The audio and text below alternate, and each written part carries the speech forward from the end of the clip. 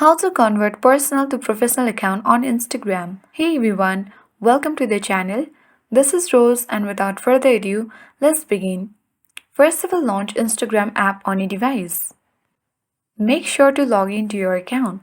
Now tap profile icon at bottom right.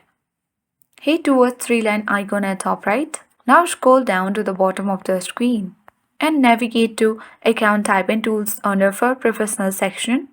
Tap on switch to professional account. Now tap on continue button.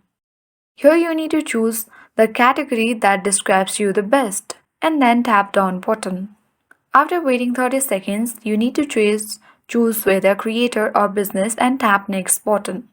Here you need to set up your professional account. So here are 7 steps to complete. You can easily follow the steps and after that completely close Instagram to see the changes. Now let's open Instagram. And when you go ahead and tap on profile icon at bottom right, you will successfully see the professional dashboard.